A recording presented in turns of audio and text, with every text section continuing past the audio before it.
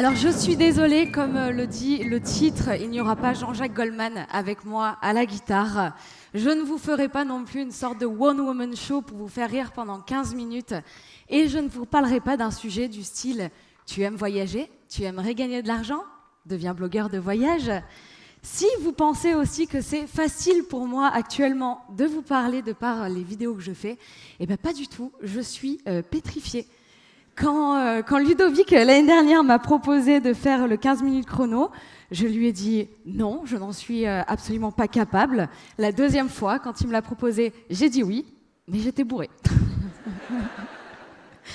La timidité fait partie des chaînes que je traîne depuis ma plus tendre enfance.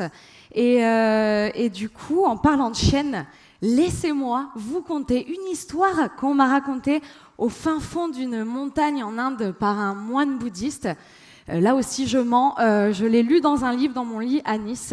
L'histoire de l'éléphant enchaîné.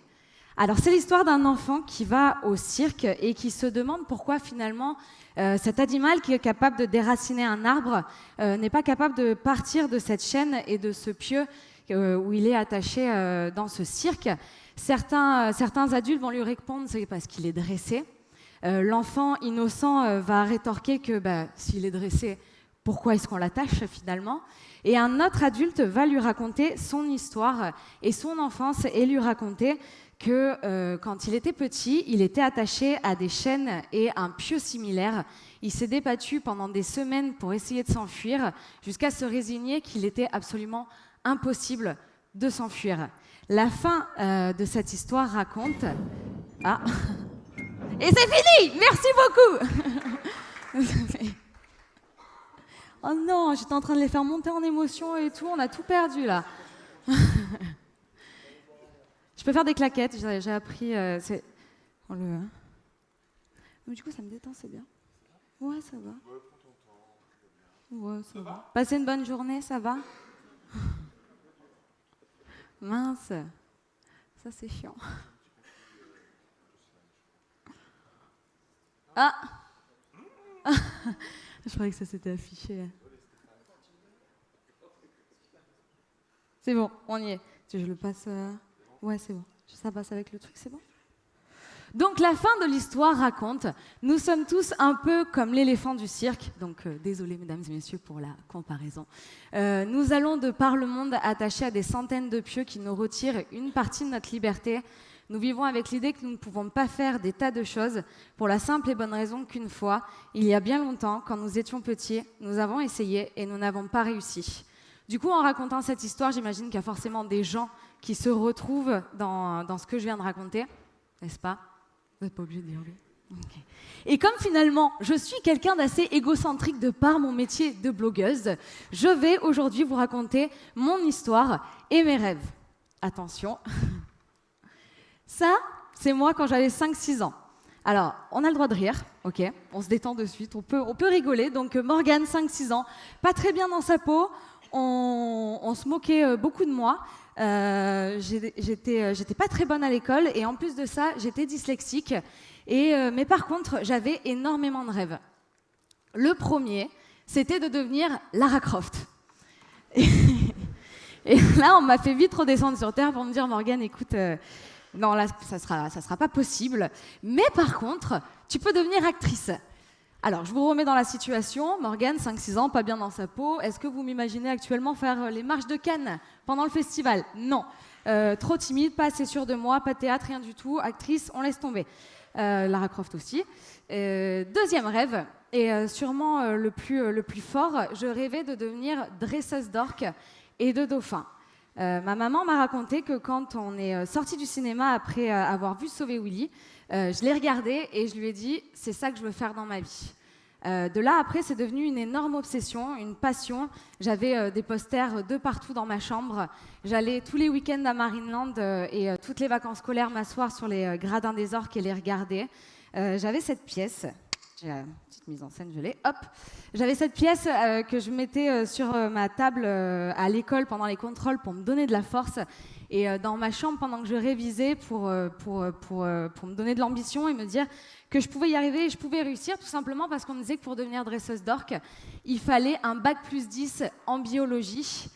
Et j'ai grandi de l'école primaire jusqu'au collège et au lycée avec ce rêve que je voulais réaliser, mais avec cette phrase qu'on me répétait toujours, « Tu en es incapable, tu n'y arriveras jamais ».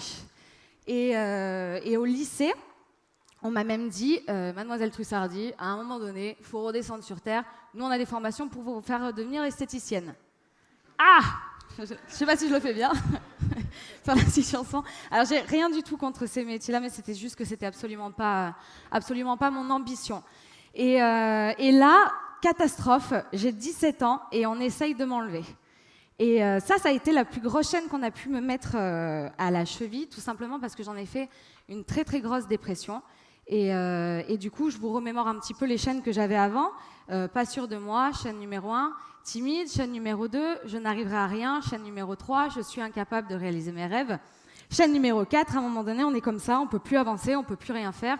On se résigne et puis fini les rêves, quoi. Sauf qu'en fait, un jour, je lis une phrase qui va totalement bouleverser ma vie. Je lis le mot « carpe diem ». Alors aujourd'hui, je sais que ça peut se faire sourire beaucoup de gens et que c'est assez kitsch et qu'on en arrive à ce genre de tatouage à présent. Mais à 17 ans, je rigole, mais je l'ai aussi. Voilà. Donc voilà, mais il est un peu plus joli le mien.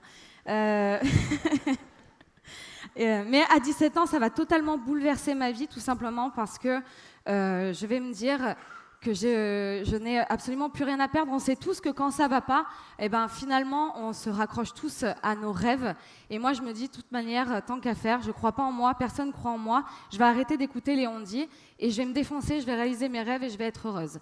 Le jour où je lis cette phrase, j'arrête les études parce que j'essayais de passer tant bien que mal un bac S. Et de toute manière, on disait que j'y arriverais pas, donc ça servait à rien, je continue. J'arrête mes études, je pars à la campagne et je pars dans un champ ramasser des légumes pour me payer des études d'assistante vétérinaire. Parce que je savais qu'en faisant ces études-là, je pouvais avoir des conventions de stage et que je pouvais envoyer ces conventions de stage à Marineland. Sauf que Marineland, apparemment, n'accepte que des conventions de stage de gens qui font de la biologie.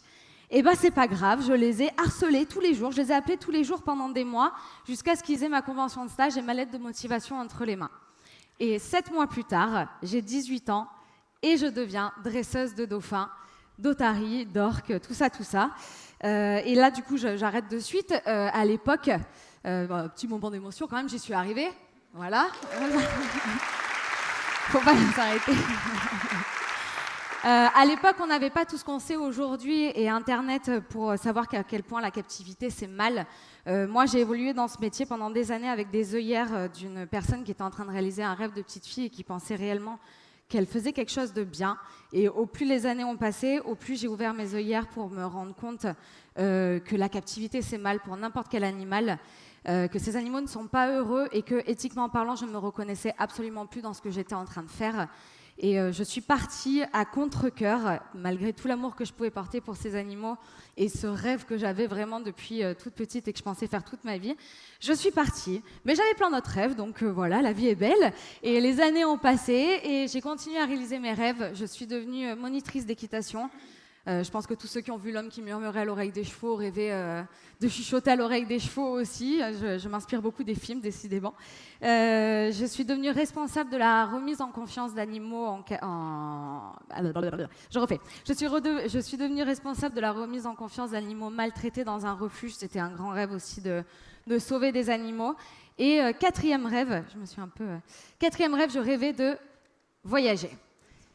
Et du coup, le premier voyage que j'ai fait de moi-même, je devais partir pendant 1 mois au Cambodge avec des amis.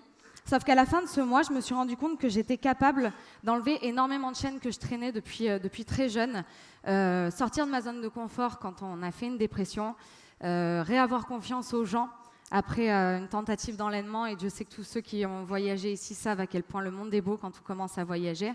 Et sortir de ma timidité. parce que je commençais à aller vers les autres et que je commençais à voyager toute seule. Et du coup, je ne suis pas rentrée finalement et je suis restée 2 mois voyager seule en Thaïlande. Ensuite, faute de moyens, j'ai dû rentrer pour retravailler. J'ai décidé de faire une croix sur mes égos professionnels et de devenir serveuse pour remettre des sous de côté et repartir au plus vite en voyage. Et le soir, quand je rentrais de ce boulot, j'étais en train de créer un petit blog et m'améliorer sur les montages vidéo, tout simplement parce que j'avais réussi à enlever assez de chaînes pour oser et vouloir mettre en ligne des vidéos que je faisais en fait depuis que j'étais toute petite, mais que je pensais être absolument incapable de montrer aux gens et de montrer aux yeux de tout le monde. Aujourd'hui, donc là, ça fait 3 ans, je suis en face de vous et aujourd'hui, ils sont plus de 150 000 à soutenir une personne à qui on a toujours dit qu'elle n'arrivera à rien, qu'elle ne réalisera jamais ses rêves, qu'elle était un petit peu trop faux-folle et qu'il fallait un petit peu qu'elle redescende sur Terre et qu'elle était nulle. Et je sais que de par mes vidéos, on peut croire que je suis un peu une personne qui vagabonde dans le tourisme, un petit papillon, on ne sait pas trop ce qu'elle fait là et elle est un peu folle, mais en fait, je sais absolument ce que je fais, où je vais et comment je veux transmettre les choses aux gens.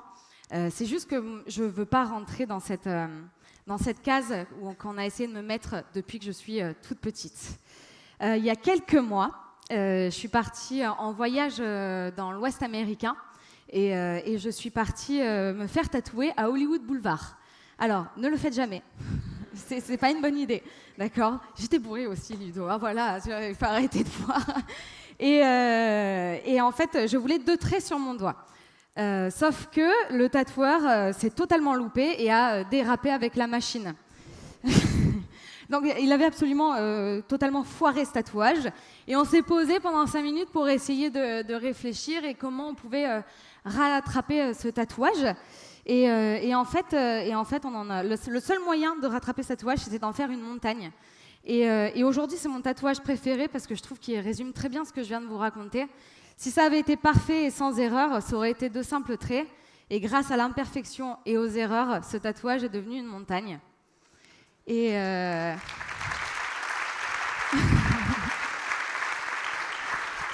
avant de finir, j'ai quand même une question à vous poser. Est-ce qu'il y a des gens dans cette salle qui ont des rêves ou des ambitions et qui ont envie de se donner les moyens ou qui ont envie de les réaliser? Il y en a beaucoup, alors attendez, je regarde en haut parce que c'est vrai que j'ai pas beaucoup regardé en haut. Madame, qui est contre le... Vous vous appelez comment? Fanny? Ludovic? Elle est aux 15 minutes chrono l'année prochaine pour nous en parler? Partante? Merci beaucoup! Ça marche.